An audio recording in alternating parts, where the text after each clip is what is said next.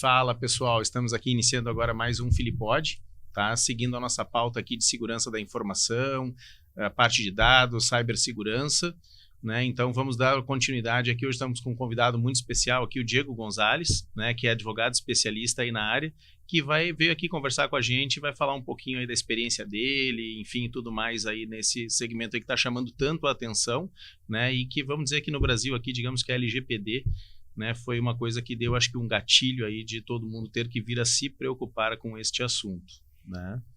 Então, Diego, seja bem-vindo. A palavra está contigo. Muito obrigado, Maurício. É um prazer estar aqui contigo.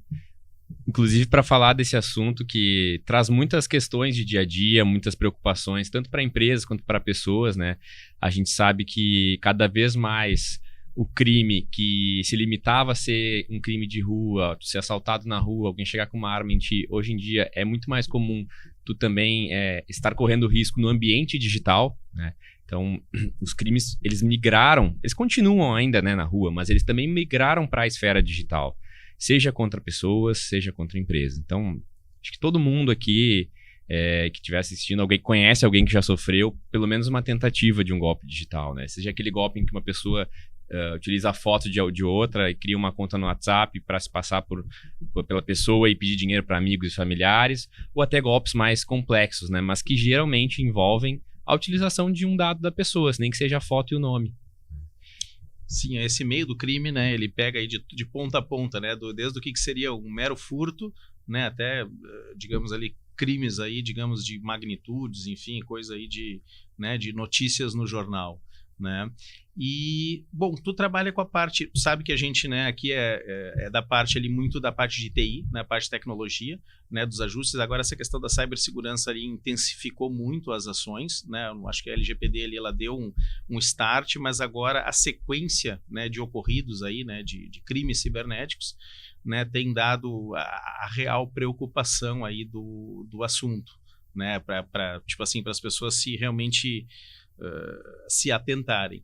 Eu me lembro uma vez, Diego, que a gente foi num cliente, né, a gente foi fazer um treinamento ali de segurança da informação, isso antes da LGPD ainda, e eu me lembro que o que chamou a atenção das pessoas, né, porque eram colaboradores, né, de uma empresa, era um family office, e o que chamou realmente a atenção foi a questão do pessoal, né? Tipo, uma coisa, antigamente se pensava, poxa, o uso de um computador na empresa, né? Tu tinha boas práticas, tinha que cuidar com o vírus, né? A TI tinha que estar atualizada, mas ali o que prendeu a atenção das pessoas e elas terem valorizado aquele treinamento foi a questão de si, né? Na época já tinha o banco, já estava no celular, as fotos da família, enfim, né? Então esse tipo de, né, da pessoa deu gatilho, poxa, eu sou um alvo, né? E aí fez com que ela passasse essa cultura do cuidado também, né, para a empresa, né? Eu acho que é uma coisa positiva nesse sentido, porque tu tem que dar o gatilho, né? Tu tem que te dar conta que tu está exposto.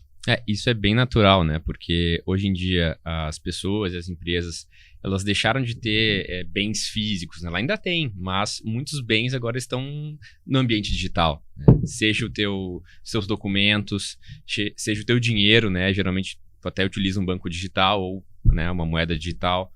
Tu tem uma série tu constitui um patrimônio digital, seja a pessoa física, seja a pessoa jurídica, né? Tu consegue adquirir produtos, adquirir serviços pelo ambiente digital. Hoje em dia, né, até o governo, as relações com o governo também são, a maioria, via digital. Então, o mundo ele mudou muito nos últimos anos, aí, principalmente na última década. E hoje a gente vive mais quase que no digital mais do que o real, porque, né?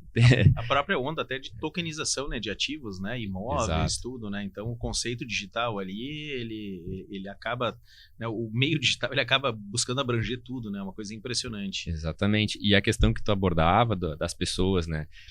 Isso é uma questão de cultura, né? Cultura de proteção de dados, cultura de privacidade de dados, que a gente ainda está construindo aqui no Brasil. É uma coisa que as pessoas ainda não olham muito, óbvio, algumas empresas, muitas empresas até para dizer, já começaram a olhar para isso, já começaram a entender que isso tem que ser de cima para baixo, mas se tu pegar no geral, as pessoas ainda trabalham muito com isso, sabe, de dados pessoais, não respeitam muito, né, não é à toa que a gente recebe até hoje spams, ligações indesejadas, todos esses problemas corriqueiros, e geralmente até são empresas consolidadas que fazem esse tipo de prática, né. Mas é uma questão cultural, a gente precisa mudar isso, a gente precisa entender nossos direitos digitais e nossos deveres digitais, seja como pessoa, seja como uma empresa.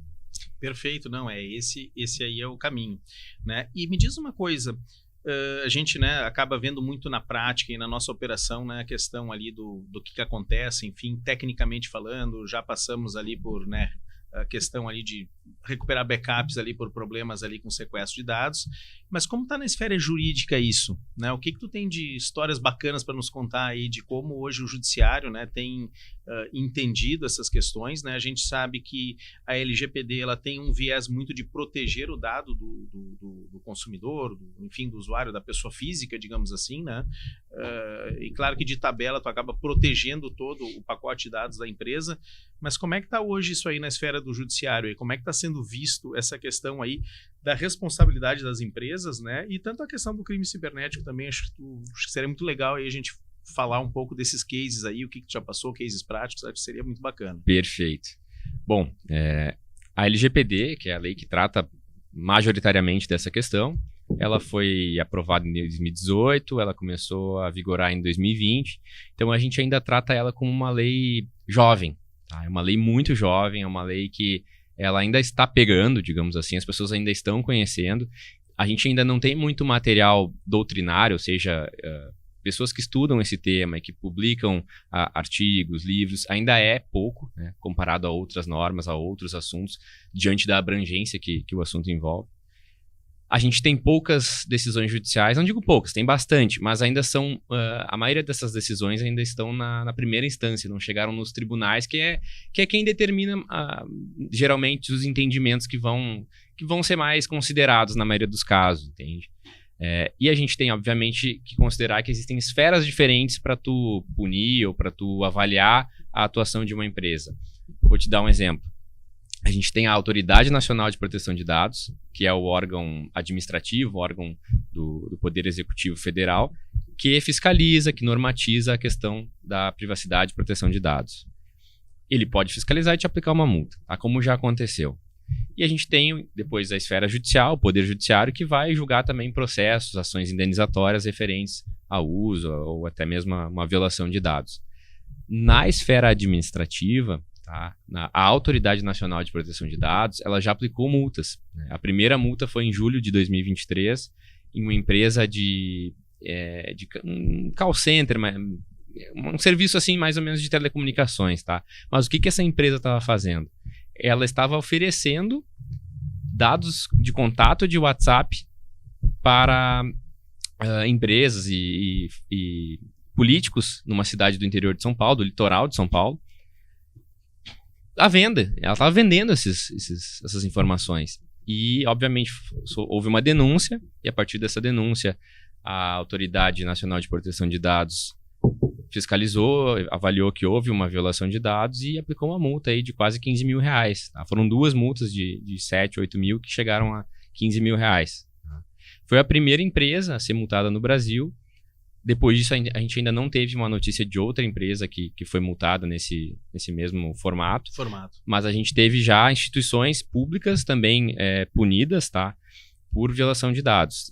A Secretaria de Educação do Distrito Federal, a Secretaria de Saúde de Santa Catarina, são órgãos públicos que eles também têm esse dever de proteger nossas informações, mas que acabaram negligenciando isso, permitindo vazamento de dados.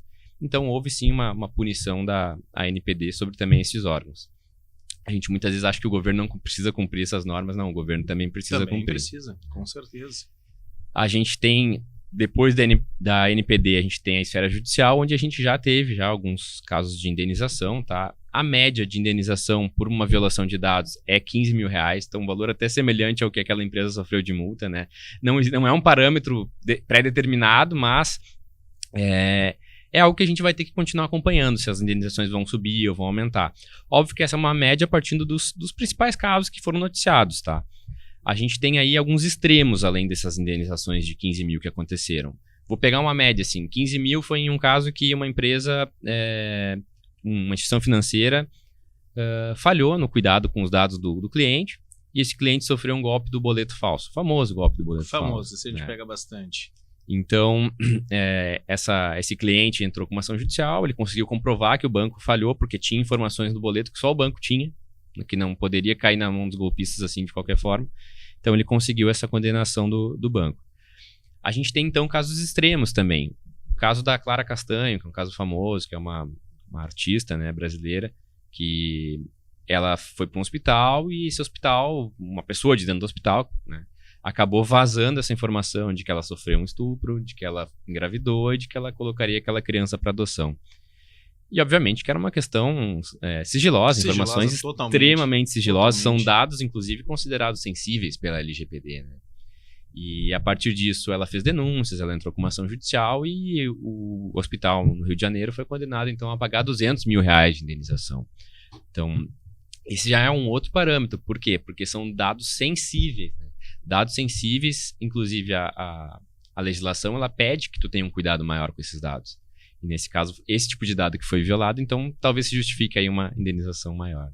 Não, Diego, e tu vê que esses casos aí geralmente acontecem aí por engenharia social, né? Alguém que, por exemplo, estava interessado na informação, alguém de dentro forneceu, né? Tipo, não precisou nem sofrer um ataque, uma invasão ou alguma coisa do tipo, né? Então, muitas vezes ali é essa questão ali do preparo, da confiabilidade, né, das equipes. A gente vê também, desde o início da preocupação ali com a questão aí de dados, né, vem muito essa tecla aí da engenharia social, né? Muito, né, da maneira como, né, tu pode adquirir, seja ela no fato tu ter a pessoa, digamos ali, que vai cometer o delito já dentro da empresa, né, por algum motivo, né, algum pagamento ou frente a alguma questão assim, e também a questão, né, de tu pegar o desavisado, né, né, ligar, sou o teu fornecedor de tal coisa, né, passa para cá. Agora também com a inteligência artificial, né, tem piorado essa questão ali do golpe, né, o pessoal tem usado, né, teve um caso aí emblemático onde, né, um board de uma empresa ali estava conversando com a pessoa ali do financeiro, né, e aquilo era tudo gerado por IA, né, e aí disseram, tu vai fazer a transferência, né, para conta. Então o negócio hoje chega a ser insano, né, ver tudo que a gente precisa pensar. E aí eu te pergunto o seguinte, no caso também de aplicação de lei, tá? Vamos botar 2 cenários ali de um vazamento de dados, né? Um deles pode ser o caso de eu ter um dado vazado por causa de uma questão de engenharia social. Mas e se eu tenho o caso, tipo assim, os dados vazados em caso de um ataque, né? Eu sofri um ataque, o cara quis pegar todos os meus dados criminosamente, né? Enfim, e se eu não pagasse o resgate, ele iria, digamos, expor esses dados, né? Porque muito cliente, né, o resgate ele é para tu voltar a operar, né? Tipo, os caras jogam uma tarrafa lá, né, faz a criptografia ali dos teus dados em casa mesmo e te cobra um resgate, que ele quer o dinheiro lá, quer os bitcoins dele, né, e tu quer voltar a operar. Mas tem casos que a gente já conhece, né, que já viu aí, acho que a Sony teve um caso assim, né, que é onde tu sofre um ataque de fato, né, e a gente não sabe detalhes, mas no final das contas, quando não tem a negociação, esses dados vão para a internet ali. Como é que é o tratamento hoje judicial desses 2 modelos? Ele já difere, ele já tem, cada caso é um caso, a gente sabe, mas como está a questão aí de jurisprudência, como está a questão de análise nessas situações aí? Tem alguma diferença? Tem uma diferença principal na questão de responsabilidade, tá? Porque quando tu tem uma violação por uma falha no sistema de segurança de dados ou por uma inexistência desse sistema de segurança, né, a gente sabe que por mais que a gente possa investir em segurança, às vezes uma pessoa vai falhar, que daí é outro caso, mas tu tem que minimamente ter um sistema de segurança da informação que hoje muitas empresas não têm ou não investem porque não entendem a importância disso, né? A própria LGPD, ela pede que tu tenha boas práticas em segurança da informação. Isso é uma exigência da lei. Já é uma exigência, exatamente. Então, assim, a questão da responsabilidade é o que diferencia mais, porque quando tu tem um incidente de vazamento de dados pessoais que uma pessoa de dentro, uma falha humana, né? Não digo nem uma falha, mas às vezes uma má intenção humana que causou, tu consegue apurar que foi aquela pessoa, e existem mecanismos que a gente pode implantar para isso, né? A gente consegue responsabilizar essa pessoa posteriormente, né? E eventualmente ser reembolsado, ou que essa pessoa participe do processo de indenização, de todo o processo, enfim, de fiscalização junto aos órgãos oficiais. Agora, quando tu tem um vazamento de dados por uma falha no sistema de segurança, aí já é uma coisa mais coletiva da empresa. Aí dificilmente tu vai conseguir responsabilizar uma pessoa em específico, a não ser que tu, por exemplo, tu combinou ali com alguma pessoa que seria feita certa medida de segurança e essa pessoa não fez, né? Tu combinou com o teu gerente de TI isso e ele não cumpriu. Sim, estava no planejamento. Ele tinha o orçamento, ele tinha o recurso, mas tudo isso vai depender de outros contornos, né? De questão de contrato com essa pessoa. Né? Tudo tem que ser bem analisado, assim, por essa questão de responsabilidade. Mas isso é o que diferencia mais na prática. Na prática, perfeito. E também, né, ao longo do tempo, estudando um pouco ali da LGPD, a gente vê que ela foi inspirada numa normativa europeia, né? Eu acho que veio da comunidade europeia, né, da onde deu origem ali para que, né, como comentou, ela está engatinhando aqui ainda, mas como é que ela está hoje ali? Tu consegue dar um paralelo ou alguma coisa? Como é que é teu conhecimento hoje em cima, né, o próprio mercado europeu é um mercado muito mais maduro, né? A gente sabe que hoje, vamos falar de Ocidente, tá? Não vou nem me meter a falar da onde a gente não conhece muito, mas na questão de Ocidente, porque a gente sabe que isso é uma cultura muito, essa parte digital veio muito dos Estados Unidos, né? A gente tinha na época, década de 70, 80, a tecnologia dominada muito pelos japoneses, né? Mas essa cultura da web, né? Essa cultura do online, né? Para nós chegou pelo mercado americano. Então nós temos um mercado, né, um emergente aqui, que é o Brasil, a América do Sul, vamos botar toda a América do Sul aí na jogada, né? E tem um continente, né, muito mais antigo, né, que é o continente europeu, que também foi, porque na época, por exemplo, quando eu era, né, estava no colégio, eu gostava muito dos microcomputadores, e na época tinha uma diversidade de mais de 50 modelos. A maioria não chegou no Brasil, mas a gente chegou a ter contato com o MSX, com o Apple II, né, com o Amiga, né, o próprio IBM PC, né, que já era, na época ele já era um computador aí que, né, já vinha de multifabricantes, né, tu tinha lá a BIOS dele, mas, né, tu podia montar muito mais fácil, né? E esses computadores chegaram tanto no nosso mercado, que era um mercado muito mais emergente, ainda e no continente europeu, né, que é um local muito mais. Então ele cativou essas duas áreas aí de formas, né, enfim, com esse negócio de tu ver o gráfico, tu ver o som, tu poder botar um joguinho, uma planilha, enfim, ele ganhou muito público, que foi o precursor, eu acho, de fato, da pessoa comum hoje, ela ter acesso ao computador. E claro, depois com os dispositivos móveis, né, a gente vai para esse universo todo de conectividade, né, onde a gente está conectado e aonde sim está sempre exposto, está sempre tendo que tomar cuidado. Então fala um pouquinho aí dessa parte aí do mercado europeu aí na questão da legislação e tudo mais. Com certeza. A lei brasileira ela foi praticamente uma cópia, ela é praticamente uma cópia da Lei de Proteção de Dados Europeia. Tá? Ela tem algumas pequenas alterações que não são significativas, mas elas são bem semelhantes, e isso não é a primeira vez que acontece, tá? O Brasil ele tem por costume muitas vezes imitar ou copiar leis europeias, às vezes de outros lugares, mas principalmente da Espanha, Portugal e a União Europeia em geral. Tá? Mas não dá para dizer também que o Brasil foi atrasado nesse ponto, porque o próprio Estados Unidos não tem até hoje uma lei específica, eles têm um regulamento. E a diferença entre lei e regulamento é que a lei é aprovada no Congresso, ela tem uma força geralmente maior dentro do sistema jurídico, aí entrando um pouco no juridiquês, que não vem ao caso. Mas o Brasil tem uma lei, assim como a Europa, os Estados Unidos têm um regulamento, e o Japão, por exemplo, foi trabalhar uma lei depois do Brasil, e né, um povo bem avançado nessa questão digital também. Então, hoje o Brasil, ele não dá para dizer que ele está atrasado, ele está razoavelmente bem nesse assunto, precisa avançar muito ainda. Na Europa, a gente já tem diversas empresas que foram autuadas, tá? Eles focam mais em empresas maiores, em vazamentos de dados massivos, tá? Geralmente a fiscalização lá é mais focada para esse tipo de caso. Aqui no Brasil tem sido um caminho contrário, eles têm não olhado só para as grandes, mas olhado para as pequenas também, tá? Lá, por exemplo, um dos casos que ficou foi marcante assim, no início, né, dessa questão lá na Europa, foi uma companhia aérea, tá? Como se fosse a Gol aqui, né, ou a TAM, sei lá. Essa companhia aérea, ela é bastante utilizada na Europa e ela colocou passagens à venda, como toda empresa coloca no seu site. Então, nós como usuários vamos lá, entramos no site da companhia, escolhemos a data, escolhemos o horário do voo, o destino, né, a origem. E aí, quando tu seleciona as informações do teu voo, tu geralmente é direcionado para outra página, onde tu vai daí concluir teu cadastro, fazer o pagamento. No caso dessa companhia aérea, depois que o cliente, que o consumidor, ele selecionava o voo, as informações do voo, na hora de migrar, de ir para a página de cadastro e pagamento, onde ele colocaria os dados de cartão e de crédito, ele acabava indo para uma página de falsários, uma página de golpistas que estavam roubando aqueles dados dele. Então, os dados de cartão de crédito, os dados pessoais em geral daquela pessoa estavam sendo roubados. E não foi só de uma pessoa, foi de várias, foram de muitas. E esse caso foi, enfim, foi a primeira multa aplicada na Europa, um valor assim estratosférico, foram muitos milhões de euros aplicados. Esse processo ainda está em discussão, né? Um processo que provavelmente vai longe, até pelo valor e pela complexidade, mas ele ocorreu por uma falha no sistema de segurança da informação da empresa, né?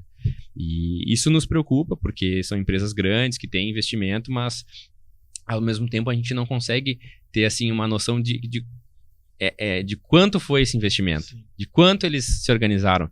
Porque, óbvio, a gente fica um pouco preocupado quando empresas grandes são alvos de ataques, mas ao mesmo tempo a gente não tem noção do quanto elas investiram para ter cuidado. Exatamente. Né? E uma curiosidade, em 2003 a gente teve numa feira, a CeBIT, em Hanover, e junto com a feira, era um pacote aqui na época com a Fiergs e tudo mais, e a gente fez algumas visitas técnicas também a algumas empresas, e a gente visitou uma empresa chamada Wincon Nixdorf, né, que era uma antiga divisão da Siemens de microinformática, que hoje ela era focada em ATM machines, né, aquelas máquinas de saque de dinheiro, inspetor de garrafa, máquinas, né, tipo, né, que tu bota nos mercados, bota no banco, enfim.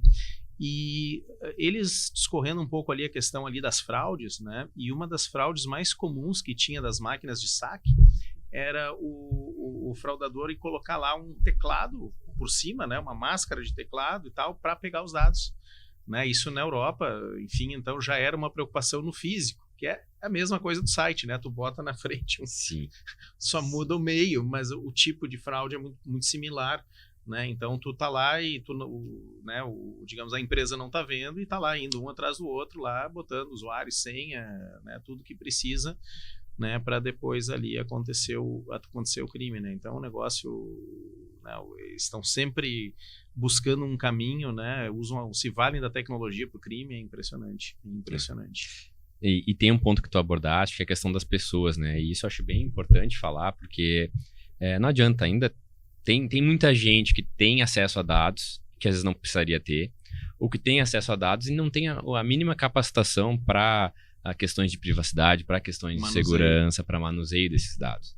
Isso é uma realidade que a gente verifica em várias empresas, tá? Várias empresas, não, grandes, médias, pequenas, e isso é um cuidado que todo mundo deve ter.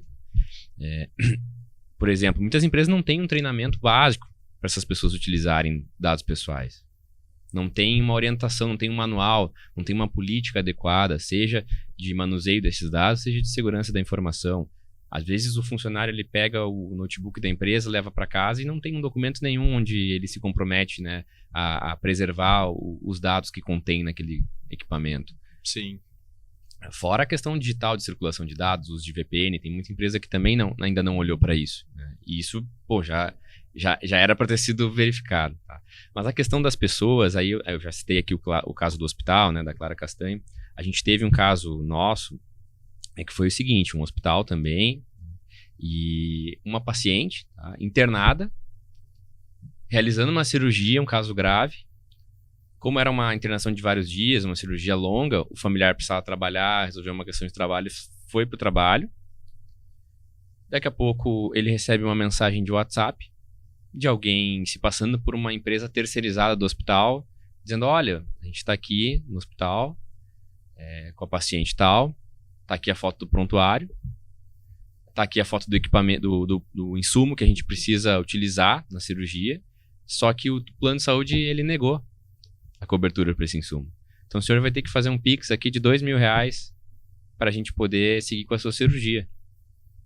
Só que o familiar, nesse caso, ele foi bem atento, ele foi esperto. E ele, não, peraí, então eu trabalho perto do hospital, em 2 minutos estou aí. E foi para o hospital, chegou no hospital, ele descobriu que era uma tentativa de golpe, né? Que ele foi alvo de uma fraude. E houve uma preocupação muito grande, porque quem é que conseguiria uma foto do prontuário? Alguém de dentro. Exatamente. Então, obviamente, se fez depois toda uma investigação interna, houve denúncia para as autoridades policiais, então é um assunto que ainda está correndo até hoje, mas é um assunto que demonstra assim, que às vezes a pessoa está mal preparada e, além de mal preparada, ela também está mal intencionada. Então, é um alerta até para quem trabalha com seleção, RH, tem que ter esse tipo de cuidado, principalmente se é uma pessoa que tu vai colocar à frente de dados pessoais sensíveis. E mais do que isso, tu ter um contrato adequado com essa pessoa, tu ter um compromisso dessa pessoa. Hoje, muita empresa, infelizmente, ainda não tem. Não, exatamente. E, né, complementando aqui com a parte de tecnologia, né, a gente sabe que nunca ninguém, nenhum sistema, nenhuma empresa vai estar 100% blindado, né, mas hoje existem frameworks altamente elaborados, né, sofisticados, né, o NIST é um caso deles, né, onde tu consegue criar um planejamento, né, tu consegue fazer uma análise. Às vezes tu vai ter um dado lá muito sensível, porém pouco exposto, né, às vezes tu vai ter também lá um dado, né, que está, por exemplo, um dado não tão sensível e talvez tu não precise se preocupar tanto, então tu cria uma matriz, né, tu consegue criar um plano de ação, um planejamento, né. Então, né, o orçamento, enfim, óbvio que ele vai ser determinado ali com o nível de risco que a empresa vai correr, mas tu também tem como ser assertivo com as pessoas certas, né, com os consultores certos, enfim, com as metodologias, enfim, né, acho que a gestão do risco ela sempre vai ser um assunto pertinente, né, porque vai envolver investimento e vai ver como tu vai fazer essa tua, digamos ali, essa blindagem, aí, esse cuidado. Né? E queria que tu contasse aí, tu teve algum case já interessante que tu trabalhou junto com a TI, por exemplo, tipo uma questão de uma avaliação, de uma rede. Eu queria muito explorar um pouco essa parte aí, da parte né, da pessoa que conhece da lei, né? Assim como, né, o trabalho, como é que funciona esse trabalho aí junto com o pessoal de tecnologia. Sim, isso é bem interessante, tá? Durante um projeto, por exemplo, de implantação da LGPD ou de adequação à questão de privacidade e proteção de dados, a gente sempre considera que dentro desse projeto a gente tem que ter uma parte reservada para a segurança da informação, para a segurança e proteção de dados. E aí é onde entra o trabalho de alguém, de um profissional de TI, um profissional que tem algum conhecimento na parte de segurança da informação. O que a gente faz nessa hora? A gente se reúne com esse profissional, a gente organiza uma lista de ações que a empresa deve tomar, o que ela já tomou e se precisa ser revisado, né? Desde um pen test ou até mesmo uma política de segurança da informação que a empresa não tem. Então, são uma série de ações que podem ser construídas em conjunto, desde ações mais direcionadas, como, por exemplo, bloquear a tela do computador quando o funcionário sai. Ele ficou 5 minutos tomando café e deixou a tela ligada para evitar que alguém vá lá no computador e acesse o sistema que já está logado. A tela bloqueia sozinha e pede senha para desbloquear. Sim, pequenos detalhes que muitas vezes podem evitar um grande prejuízo, né? Então, uma série de ações que a gente pode trabalhar com esses profissionais, que a gente já trabalhou em diversos casos, inclusive diante de incidentes. Tá? Diante de incidentes. Teve um pequeno incidente onde não digo que foi um pequeno incidente, tá? Mas foi um incidente razoável, né? Uma empresa, ela sofreu um ataque. Tá? Esse ataque aparentemente foi feito através da rede da empresa, pela impressora. Aí tu que é técnico agora vai saber me dar mais detalhes disso, mas aparentemente foi pela impressora e quem conseguiu verificar que esse acesso foi pela impressora foi o profissional de TI da empresa. Só que a partir disso ele já não conseguia identificar quem exatamente era, né? Só que esse ataque roubou todos os dados da empresa e documentos da rede e, obviamente, cobrou um resgate, né? Um valor que na época acho que era $3 mil, daria, porque aí 15 mil reais. Então a empresa ficou avaliando se pagaria ou não. Mas, enfim, são casos onde o profissional de TI ele tem uma participação essencial tanto na prevenção, tanto na hora de construir as ações preventivas, quanto na revisão dessas ações e também na hora de verificar o que aconteceu. Olha, teve um problema aqui, né? É ele que vai atuar como um avaliador, né? Como um investigador do que aconteceu. Porque muitas vezes, até tu fazer o registro policial dessa ocorrência, até alguém da área da TI da polícia, né? Um policial com conhecimento de vir analisar teu caso, muito já se passou, às vezes tu até perdeu os rastros que tu tinha, né, desse incidente. Exatamente, não. E só complementando, né? Hoje, né? A gente tem milhares de dispositivos conectados, né, tipo assim, na rede por IP, né, e todo mundo deve estar acostumado aí a atualizar o Windows, né, atualização de segurança e tudo mais, mas tu tem lá uma impressora que talvez ali um firmware não atualizado, né, enfim, pode ser a porta de entrada aí para uma rede, e aí no momento que está na rede, né, vai ter mais chance aí de fazer algum estrago, né, então faz todo sentido, né, então hoje o profissional de TI ele tem que cuidar todos os dispositivos, né? E não só isso, né? Tem uma prática também aí que é muito comum e cada vez mais tem acontecido, que é o Shadow IT, né? Ou ali a TI, digamos, de sombra, que a gente diz, que é aquela coisa, tudo que acontece de TI, um software instalado, enfim, alguma coisa que não passa pela TI da empresa, né? Às vezes o usuário ali hoje tem muita autonomia, né? Então ele pega o celular, ele instala um aplicativo, né? Até no próprio computador tem empresas que têm a política aberta, né? De instalações e coisas, às vezes não passa por uma TI, né? Antigamente tu não conseguia ter um sistema se ele não fosse contratado, ele não fosse, né, vendido para a empresa, não fosse implementado, né? E hoje, né, com o modelo de software como SaaS, né, como software como serviço, né, qualquer um entra na internet, faz uma assinatura, faz um teste, é só ter a página, né, só ter a web aberta que já é, né, já é um caminho ali, e hoje tu não pode tirar também essa autonomia em parte, né, do usuário, mas tudo pode comprometer, né, uma rede, né? Hoje a vulnerabilidade, e pós o período também de pandemia, né, onde, né, até aí definitivamente saiu só da empresa, né, só daquele cercado ali do firewall, do servidor, né, enfim, a computação na nuvem já estava vindo para ficar, e aí, né, aí não foi um caminho totalmente sem volta, né? E é bem assustador o número de empresas que tu chega assim para eles, vocês têm backup das informações que vocês precisam, de documentos, etc. Não, temos backup, sim. Só que na hora que dá o problema, o backup não existe, ou ele não está atualizado. Não estava trancado, não estava revisado, exatamente. Então esse papel do profissional de segurança da informação, inclusive de revisar e de garantir de alguma forma, de demonstrar para esse cliente, para essa empresa, que esses dados estão seguros.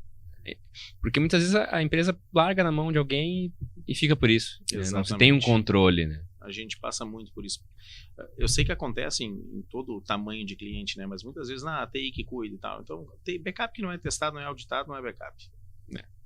Da mesma forma, a gente já verificou servidores, né, com problemas, servidores localizados em salas com infiltração, com uma bagunça de arquivos, de equipamentos, uma situação que, assim, qualquer problema que acontecer ali pode acabar respingando naquele servidor e prejudicando toda a empresa, né?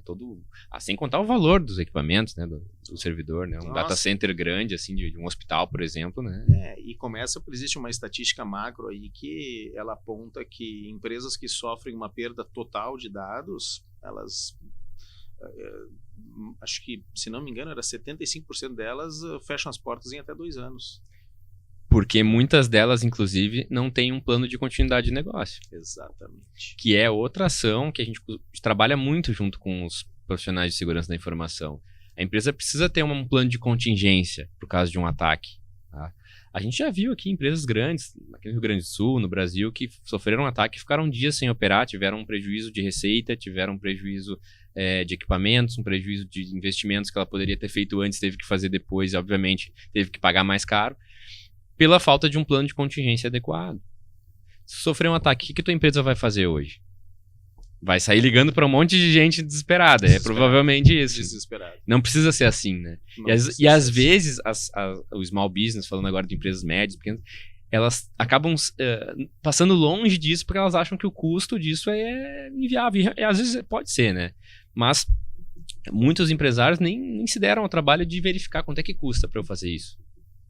Exatamente, ou analisar, né, avaliar o caso, ver como é que tu mitiga, né, acho que todo mundo tem, né, o empresário ele tem a obrigação porque é a saúde do negócio dele, né, é uma coisa que ataca no cerne, né, que são as informações, então a própria operacional já era problema perder os dados, agora ainda com a questão do sigilo dos dados, enfim,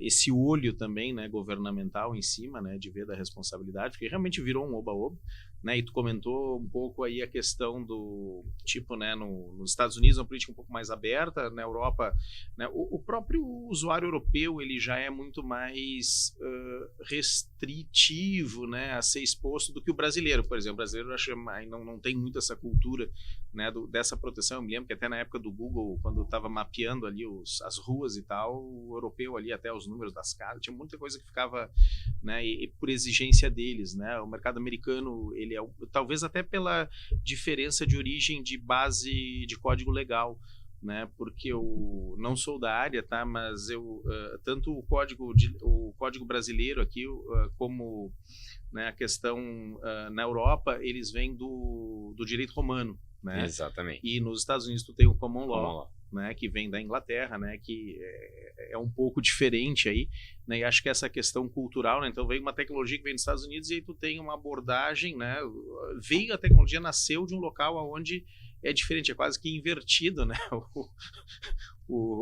a questão da lógica, né, legal, e aí tu joga para mercados onde tu teria que mapear tudo antes, né, para a coisa funcionar, e o mercado americano, né, o código de leis americano é tipo, vão acontecendo as coisas, tu vai mapeando, né, me corrige se eu estou errado, né, mas é como eu aprendi essas diferenças, e eu acho que daí gera, assim, né, o fato de tu ter uma tecnologia que vem de uma cultura e tu tem que lidar com isso, e não dá para ficar sem, né, porque ela realmente veio para ficar, né, desde o início. A gente estava acostumado também na época com reserva de mercado, tecnologias fechadas. Na França, inclusive, eles tinham uma internet governamental própria deles lá, que era por telefone e tal, tinha umas conexões. Mas todo modelo fechado não se sustentou, né? Todo modelo que era fechado, não adianta, não teve como resistir, né, a onda que é hoje aí né, o caminho aberto, e que, né, ônus e bônus, mas a parte toda de criatividade, a parte toda de uso, de melhorias da nossa capacidade produtiva e de comunicação, tu não consegue ficar mais atrás, tu não consegue ficar sem, né, mas a coisa realmente andou muito rápido e segue, né, num ritmo aí que é impressionante. É verdade. Impressionante. E a gente tem uma diferença também, que aqui no Brasil muitas empresas fizeram algum tipo de trabalho, algum tipo de esforço para a questão de privacidade e proteção de dados. Mas muitas vezes contrataram serviço, ou utilizaram plataformas, ou fizeram uma estrutura de proteção que ela é genérica. Tu tem que ela é uma empresa, por exemplo, é um comércio, mas se tu for olhar, ele vai ser igual que é uma estrutura de defesa e proteção de dados de uma academia, de uma clínica médica, de uma clínica veterinária, de um restaurante. Peraí, tem algo errado. A empresa, ela tem suas peculiaridades, principalmente se ela trata de dados sensíveis, principalmente se ela utiliza leads, né, na internet. Exatamente, coleta de leads. Se ela utiliza um marketing mais agressivo, a gente tem que ter esse cuidado também de permitir que o consumidor ou que o potencial cliente, né, que ele tenha também o sair também, né, o sign out. E a gente tem o caso também de muitas empresas que se sentiram engessadas e acabaram não avançando com projetos de adequação LGPD, porque não, mas isso aqui vai travar minha operação, não vou fazer, né? Até hoje a gente tem empresas que convivem com com nada, com nenhuma segurança. Então, já que não dá para fazer tudo, vamos exato. deixar. Não, mas se eu fizer isso aqui vai inviabilizar minha operação. Mas muitas vezes essa empresa não chegou a ouvir uma segunda opinião. Não, dá para fazer, mas dá para fazer dessa forma, vai te inviabilizar menos, né? Então, advogado, profissional de TI é que nem médico, a gente às vezes tem que ouvir uma segunda opinião, a gente tem que buscar uma segurança maior nas nossas ações, né? Não adianta. Sim, não, com certeza. Eu acho que, né, essa conscientização, isso aí tende a aumentar até por causa só o crime ali já, né, já deixa todo mundo aí muito preocupado, né, mas de fato eu acho que é um grande desafio, uma grande oportunidade de mercado também, né, acho que não, né, isso é uma coisa aí que tende a crescer, acho que tende também em algum momento aí deve começar uma maturidade, né, também a respeito. E tu tem conhecimento hoje, a gente falou um pouco da parte jurídica, né, lá na questão ali do mercado europeu, mas na parte, por exemplo, lá hoje na parte de tecnologia, né, como é que está hoje isso aí? É mais maduro? Eu tenho pesquisado muito a questão de small business, né, na Europa e coisa dos cuidados com segurança dos dados, vejo que acho que tem uma corrida um pouco na frente aí, né? Mas como é que tu faz hoje para atuar aqui? Hoje tu espelha, tu tem um pouco de, tu tem essa base aí de como tá hoje lá, a parte de tecnologia, as empresas são mais preparadas lá, né? Tanto de educação do usuário, sistemas, enfim. São com certeza, né? A gente tem um preparo maior lá, inclusive para atuação em caso de incidentes, tá? Aqui no Brasil, as empresas ainda resistem muito a comunicar o incidente. Elas acham, pá, mas se eu comunicar o incidente que eu sofri, eu vou atirar no ventilador e vou sofrer as consequências. Só que tu fazer a comunicação, ela não é assim uma confissão, né? As empresas acabam achando que é isso, que é uma confissão, né? Como fez um crime, chegou na frente do delegado e falou, não, mas não é isso. O objetivo da comunicação no incidente de segurança é tu comunicar as pessoas que foram afetadas por esse incidente. Então, tu permitir, por exemplo, os meus clientes XYZ, ou enfim, uma massa de clientes, que eles saibam que determinadas informações deles foram parar em mãos que eles não sabem quem foi, daqui a pouco é uma informação específica, e essa pessoa tendo essa informação, ela pode evitar de sofrer um golpe. Ela pode deixar de cair num golpe ou de cair em enfim, qualquer tipo de fraude. Então é bem importante esse comunicado para isso, para que a pessoa possa se resguardar, seja ela física ou jurídica. Mas o comunicado tem esse objetivo e as empresas aqui não entenderam isso ainda. Então elas acabam, sofri um incidente. Não vamos falar, vamos deixar aqui quieto. Só que o que acontece depois? Se tem uma denúncia, aí é multa certa. Tá? A punição da NPD ela vem certa. E na Europa, eles já têm outra cultura. Ocorreu um incidente, eles já comunicam imediatamente. Já publica, aconteceu, já aciona todo mundo que tem que acionar. Exatamente, eles já têm um padrão de atuação nesses casos. Vou te dar um exemplo. Na pandemia, eu tinha uma viagem que eu ia fazer com a minha esposa para a Europa e, infelizmente, acabou não acontecendo a viagem porque veio a pandemia. A gente comprou as passagens no final de 2019 e em março de 2020 aconteceu tudo o que aconteceu. Mas nessa viagem, existia um voo que a gente ia fazer, um trajeto dentro da Europa. Tá? E eu recebi um e-mail lá no meados de 2020 dessa companhia aérea, assinado pelo CEO da companhia, dizendo assim, olha, sofremos um incidente de vazamento de dados, os teus dados foram vazados, os dados que foram vazados foram esse, mas fica tranquilo que os teus dados de cartão de crédito não foram vazados, toma cuidado com esses dados que foram vazados, se alguém te oferecer alguma coisa, ou entrar em contato contigo, enfim, te exigindo algo e se passando pela nossa empresa, entre em contato conosco pelos nossos canais oficiais, não passa informações para... Então, já dando orientações para se prevenir contra golpes, mas ao mesmo tempo te informando o que aconteceu. Né? Isso mostrou não só a transparência daquela empresa, como a preocupação dela com o seu cliente, ele não sofrer nenhum tipo de prejuízo, né, em razão do ocorrido. E eu achei muito bacana, e hoje eu aplico em todas as empresas que a gente trabalha com proteção e privacidade de dados, a gente faz esse protocolo padrão e a gente estimula que a empresa comunique os incidentes. Sim, bem interessante, porque a gente sabe que hoje em vários setores, né, aviação, enfim, governos, enfim, tudo mais, então quando acontecem, né, tragédias, catástrofes, enfim, crimes, o que for, né, tem toda uma sequência já, né, na hora que aconteceu, tu já avisa o presidente, tu já toma tal e tal ação, isso é muito interessante, porque isso é uma questão até cultural, né? Às vezes está lá o cara, pequeno e médio empresário, o cara já está enlouquecido ali, a vida dele já não é fácil, né? Com um monte de coisa que acontece, o negócio, ele junta a TI, tá, mas vamos ver como é que... Aonde, né, esse caso que tu comentou, achei de muito respeito ao consumidor, né? Achei de muito...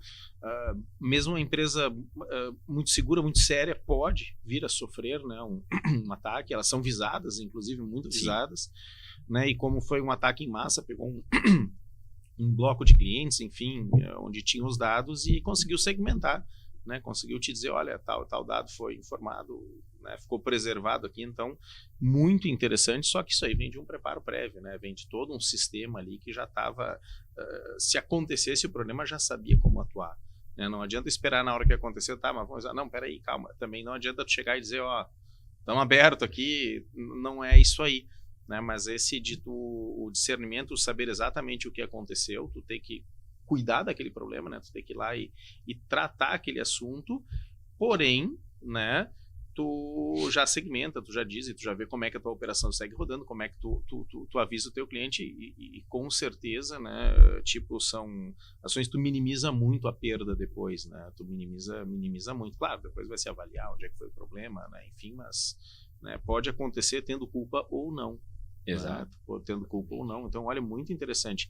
E, de fato, né, o que busca, porque mesmo a empresa de porte de pequeno a grande, gigantesca, né, uma coisa é comum nelas, ela é composta por pessoas, né, e essas pessoas precisam ser conscientizadas, como a gente começou aqui, né, no início do episódio, né, que a pessoa tem que se dar conta, não interessa, né, o tamanho da estrutura, ela tem que saber que ela tá vulnerável, né? E ela tem que ter esse, digamos ali, essa conduta, né, com os dados e coisa, porque não adianta, é tudo uma malha, né? Tudo uma teia, todos somos responsáveis aí, né? Nesse contexto aí, né? Então, muito importante, acho que muito bacanas os casos que tu colocou, as questões técnicas também, né? As questões dos cuidados, claro que, né, nós estamos falando aqui uma linha de conversa para, né, para despertar, né, de fato aí o interesse, né, enfim, e mostrar que não é um bicho de 7 cabeças, né, que é uma coisa ali que é totalmente destrinchável, é totalmente mapeável, né, totalmente viável, né, e que, né, com certeza, né, o prejuízo que pode acontecer de vir aí de uma negligência ou alguma coisa do tipo, né, e tem outra coisa, né, também a empresa que está tratando, que ela está mexendo, né, ela tem planejamentos andando, e isso é um planejamento contínuo, né, ele nunca vai terminar, provavelmente, né, mas quem está nesse processo, e mesmo que sofra um ataque, o tom já é muito bom, né, porque tu tá tratando, tu tá conhecendo e tu vai saber lidar muito melhor também, né, com o problema, né, e mostrar que tu tá ali, tá atento, tá fazendo as ações dadas a tua, né, muitas vezes as possibilidades, mas, né, eu acho que a gente acha que sempre é essencial cuidar desse assunto. Então, acho que aqui fica mais claro ainda, né, que, né, não dá para negligenciar. Provavelmente essa questão da legislação vai pegar mais pesado, né, as punições devem aumentar ao longo do tempo, à medida que tu vai amadurecendo, né, essa questão, o assunto, mas acho que a tendência é buscar uma plataforma mais confiável, né, mais estável de lidar no digital, né? Então, realmente, é muito recente aí essa, digamos ali, o digital está tomando conta de tudo que a gente faz, né? Até então ele era uma ferramenta, ele era uma maneira de melhorar a tua produtividade, algum atalho aqui ou ali para comprar alguma coisa, mas hoje em dia a gente sabe que, né, que tu junta o comércio online com redes sociais, né, com toda a informação ali, com o 5G, os dispositivos aí com alta performance na nossa mão, a gente sabe que hoje está tudo interligado aí, né? Não tem mais como escapar aí de pensar nisso, né? Nesse cuidado. Exatamente, até eu ia fazer um adendo, essa questão do valor da multa, né, de 15 mil que foi aplicado aqui no Brasil pela Autoridade Nacional de Proteção de Dados. Esse valor, olhando assim, pode ser um valor que parece baixo, mas é que é uma microempresa, tá, que foi autuada. Então, a multa geralmente é de até 2% do valor do faturamento. Proporcionalidade aí. Isso, e o limite é 50 milhões. Então, existem critérios, tá, para valoração, mas eu nem vou entrar no detalhamento aqui, mas uma empresa maior, com certeza o valor vai ser maior da multa. Tá? Esse valor de 15 mil foi porque é uma empresa realmente muito pequena, tá? Senão seria certamente um valor maior. E um recado que é importante deixar, né, para as pessoas empresas, enfim, que vivem no mundo digital, como todo mundo vive, né? Os golpistas, os fraudadores, eles querem quem está mais vulnerável, eles olham muito para a questão da vulnerabilidade. Então, por isso que tem muito golpe em hospital, em clínica médica, né? Mas as pessoas no momento de vulnerabilidade são as mais procuradas. Não é diferente que na rua quando alguém tenta te assaltar, a pessoa vai em alguém que está mais vulnerável, não vai assaltar um policial. Até pode acontecer ou sem querer, né? Mas geralmente a pessoa vai uma pessoa que está ali, né, chegando em casa, distraído, né?